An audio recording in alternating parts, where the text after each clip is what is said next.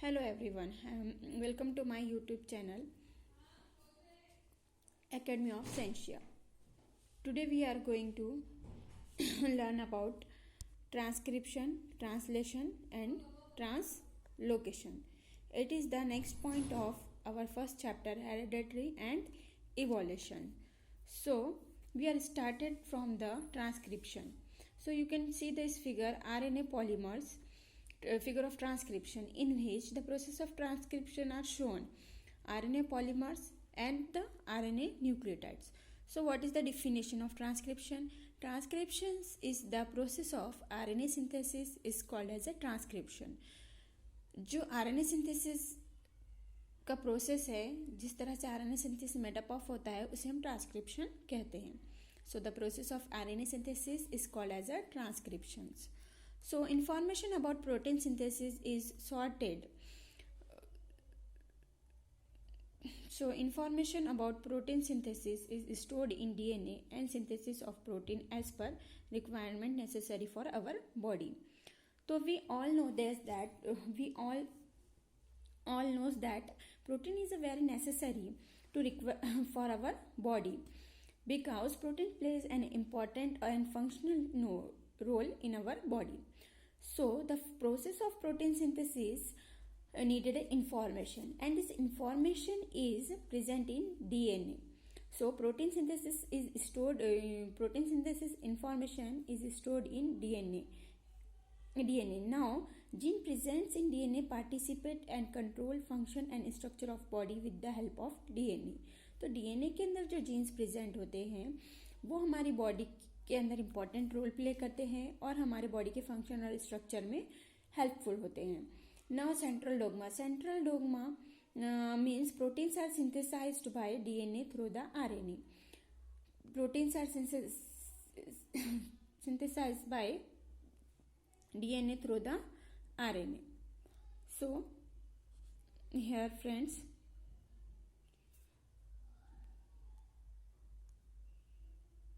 central dogma. This is the central dogma. The definition of central dogma is proteins are synthesized by DNA through the RNA. यानी कि जो information DNA में present होती है protein synthesis के लिए, उसके थ्रू तो डीएनए बनते हैं, लेकिन with the help of the RNA. So because of that, DNA and RNA both are participate in a protein synthesis. Hence, proteins are synthesized by DNA through the RNA. Now the next point, information about protein synthesis is stored in DNA. Information about protein synthesis is stored in DNA. So synthesis of protein as per requirement necessary for body. Now we see the next page.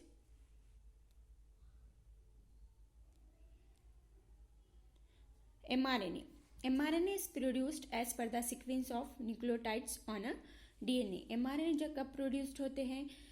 mRNA produced as per sequence of nucleotides on DNA, यानी DNA में जो nucleotide की sequence है उसके हिसाब से mRNA क्या होते हैं? प्रोड्यूस्ड होते हैं. और इस सारे प्रोसेस में डीएनए का सिर्फ एक स्ट्रैंड ही रोल प्ले करता है. Only one strand is used in this process of a DNA. Now the sequence of nucleotides in mRNA begin produce is always complementary the DNA strand used for a synthesis. All we know is that DNA has a two strand, और दोनों strands में क्या होते हैं? Nucleotides होते हैं. और जो mRNA प्रोड्यूस्ड होता है उसमें भी न्यूक्लियोटाइड्स होते हैं. तो इन अ सिंपल वे जो सीक्वेंस होती है न्यूक्लियोटाइड की mRNA में, वो किसके कम्प्लीमेंट्री होती है? डीएनए स्ट्रैंड के कम्प्लीमेंट्री होती है.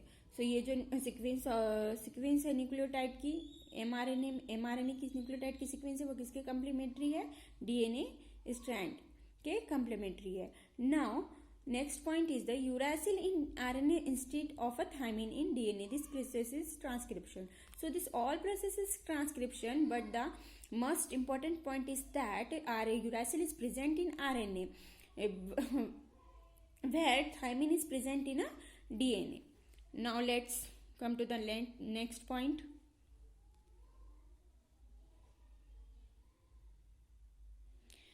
Translation. The mRNA formed in nucleus come in cytoplasm, which brings coded message from DNA contains the code for amino acid. Translation क्या प्रोसेस है? ट्रांसलेशन में एमआरएनए फॉर्म्ड होते हैं सबसे पहले न्यूक्लियस में. कहाँ पे एमआरएनए कहाँ फॉर्म हो रहे हैं? न्यूक्लियस में फॉर्म हो रहे हैं. और कम्स इनटू द साइटोप्लाज्म, और फिर न्यूक्लियस से कहाँ पे आ रहे हैं? वो साइटोप्लाज्म में आ रहे हैं. Now which brings coded message from DNA contains the code for amino acid. तो जो एमआरएनए न्यूक्लियस फॉर्म हो रहे हैं न्यूक्लियस में, वो साइटोप्लाज्म में आते हैं, और साइटोप्लाज्म में आने के साथ साथ वो एमआरएनए से एक मैसेज लेके आते हैं जो कोडेड होता है. और ये कोडेड मैसेज किसके लिए होता है? For amino acid. और अमाइनो एसिड के अंदर है कि नहीं, जो कोड होते हैं वो थ्री कोड्स फॉर्म होते हैं, जिसे हम ट्रिप्लेट कोडॉन कहते हैं. Triplet codon, the code for each amino acid consist of 3 nucleotide. It is a triplet codon. यानी कि एक अमाइनो एसिड में, वन अमाइनो एसिड में कितने कोडॉन प्रेजेंट है? थ्री कोडॉन्स प्रेजेंट है. तो एक अमाइनो एसिड किससे कंसिस्ट करता है? 3 न्यूक्लियोटाइड से कंसिस्ट करता है. तो एक अमाइनो एसिड में जो 3 न्यूक्लियोटाइड्स प्रेजेंट्स होते हैं उसे हम ट्रिप्लेट कोडॉन कहते हैं. Now next one point is the Govind Khurana discovered triplet codon for 20 amino acid and awarded a Nobel prize in 1968. तो गोविंद खुराना जो कि इंडियन ओरिजिन से थे, इन्होंने एक नोबेल प्राइज भी हासिल किया था 1968 में. और क्यों हासिल किया था नोबेल प्राइज? क्योंकि 20 अमाइनो एसिड के ट्रिप्लेट कोडॉन क्या किए थे? उन्होंने सर्च किए थे. Now the next point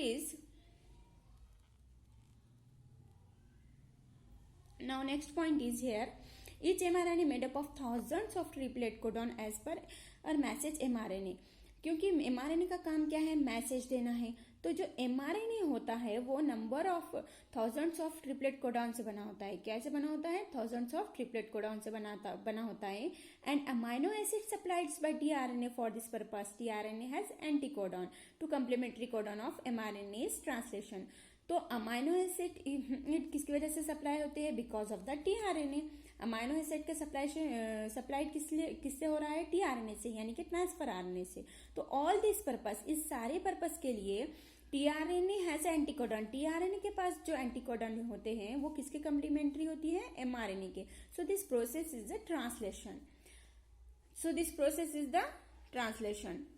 now we go to the next point. It is the figure of translation and the translocation. In this figure it is a ribosome, it is our mRNA in, it is our codon, it is a tRNA, it is mRNA और ये amino acid.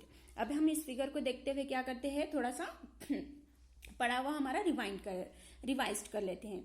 तो जैसे कि हमें पता है कि transcription का क्या प्रोसेस है? The process of RNA synthesis is transcription. Now next one is translation. क्या है कि भाई ट्रांसफर आरएनए जो होते हैं उसके जो कोडॉन होते हैं वो किसके कम्प्लीमेंट्री होती है? एमआरएनए के कम्प्लीमेंट्री होते हैं. और एमआरएनए के मैसेंजर आरएनए के जो कोडॉन होते हैं वो किसके कम्प्लीमेंट्री होते हैं? वो डीएनए के कम्प्लीमेंट्री होते हैं. तो ट्रांसफर आरएनए, ये जो टीआरएनए है हमारा, ये इस टीआरएनए का क्या काम है? टीआरएनए काम क्या करता है कि अमाइनो एसिड का ट्रांसफर करता है. अमाइनो एसिड का क्या करता है? ट्रांसफर करता है. और बिकॉज ऑफ दिस प्रोसेस क्या होता है? प्रोटीन सिंथेसिस फॉर्म हो सकता है. और प्रोटीन सिंथेसिस के नंबर ऑफ चैन भी फॉर्म हो सकते हैं.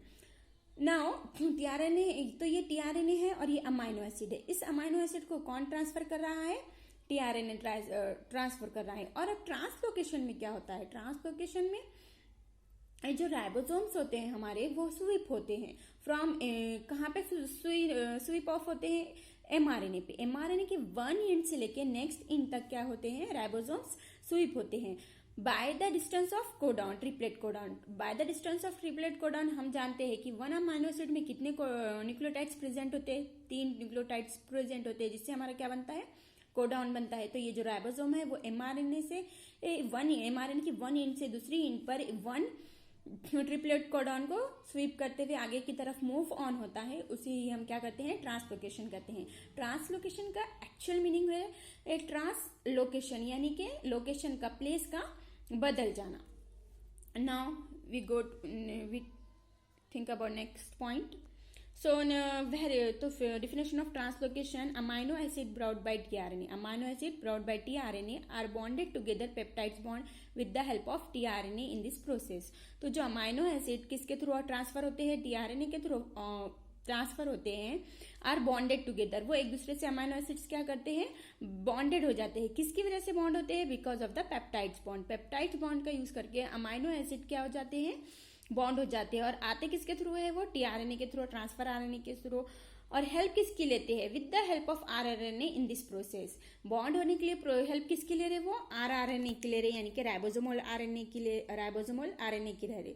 तो इन शॉर्ट में ट्रांसलोकेशन में अमाइनो एसिड ब्राउट होते टीआरएनए की वजह से, बाउंड होते आरएनए की वजह से, और अमाइनो एसिड बाउंड होते किसके साथ, पेप्टाइड बॉन्ड्स के साथ, with the help of rRNA.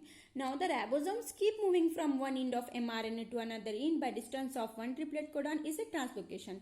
तो हमने अभी देखा, फिगर में देखा था कि जो राइबोसोम्स है वो कीप्स मूविंग ऑन हो रहे थे, कहाँ से, एमआरएनए से। ये देखिए फिगर, हम नेक्स्ट फिगर में फिर से थोड़ा बैक जाकर देखते हैं कि ये एमआरएनए है, ये राइबोसोम है, और ये कोडॉन है। तो जो हमारे एमआरएनए है, एमआरएनए की वन एंड से राइबोसोम क्या हो रहे हैं, स्वीप हो रहे हैं और अदर एंड पे जाएंगे। सो यहाँ पे फिर से डिफिनेशन चेक करिए आप। सो हम डिफिनेशन फिर से चेक करते हैं। देखिए, the ribosomes keeps moving on, the ribosomes keeps moving from one end of mRNA to another end by a distance of one triplet codon is a translocation. So chains come together to form complex protein. Protein control various functions in the bodies. तो proteins are very important क्योंकि वो हमारे body के function को क्या करते हैं, control करते हैं। और चाहे इस तरह से अमाइनो एसिड्स, इस तरह से जब अमाइनो एसिड टीआरएनए के थ्रू ट्रांसफर होके पेप्टाइड के थ्रू एक दूसरे से बॉन्डिंग करते हैं, बॉन्डिंग करने किसकी मदद लेके, आरआरएनए की। और इस तरह से ये चेन्स कंटिन्यूसली होती है and chains come together to form complex protein, और जिसकी वजह से क्या होते हैं, प्रोटीन्स फॉर्म होते हैं। सो आई होप कि आपको इतना यहाँ तक बेटरली समझ गया होगा, और अगर ना भी समझा हो तो आप लोग कमेंट में बता सकते हैं। सो नेक्स्ट पेज पे हम चलते हैं। So it is a figure of mutation. अब आप इसमें देख सकते हैं, ऊपर एक फिगर है, नीचे है, और एडेनाइन, गुआनिन, यूरासिल, ये जो नेम्स है ग्रीन रेड, तो इसके अंदर रिप्लेसमेंट बता रहा है। म्यूटेशन का एक्चुअल मीनिंग होता है चेंज हो जाना, और इसके अंदर हम आपको यहाँ पे रिप्लेसमेंट भी बता रहा है। तो जब है कि नहीं कोई जीन चेंज हो जाता है, या अपनी पोजीशन को चेंज कर लेता है, या फिर एक कोड निकल के दूसरा उसी जगह पर रिप्लेस होता है, ऐड होता है, तो ये सारे प्रोसेस को हम क्या बोलते हैं, म्यूटेशन बोलते हैं। और म्यूटेशंस की वजह से different type of genetic disorders भी हो सकते हैं हमारे बॉडी में, जिसको हम थेरेटिकली यहाँ पे देखेंगे। देखिए, so mutation, any nucleotide of gene changes its position that causes a minor changes is mutation. कि जब भी किसी न्यूक्लियोटाइड में, any nucleotide of the gene, जब भी किसी जीन के न्यूक्लियोटाइड में चेंज फॉर्म होता है, क्या में फॉर्म होता है, जीन के न्यूक्लियोटाइड में, तो ये जो होता है चेंज, ये कई टाइम माइनर्स होता है, माइनर सा चेंज होता है, लेकिन कई टाइम इसकी वजह से डिसीज भी फॉर्म हो जाता है। तो म्यूटेशन कॉज जेनेटिक डिसऑर्डर। तो कई बार जो जेनेटिक डिसऑर्डर होता है वो बिकॉज ऑफ द म्यूटेशन होता है, क्योंकि जीन के अंदर जो न्यूक्लियोटाइड होते हैं वो अपने आप को रिप्लेस कर लेते हैं, या फिर कई बार पोजिशन चेंज कर लेते हैं।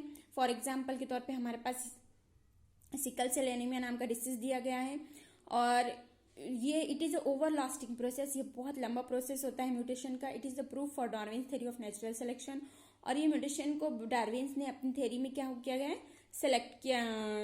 थ्योरी ऑफ नेचुरल सिलेक्शन में इस बात को डार्विन्स ने प्रूफ भी किया है कि म्यूटेशन होता है, और ये बहुत ही एक ओवर लास्टिंग प्रोसेस है।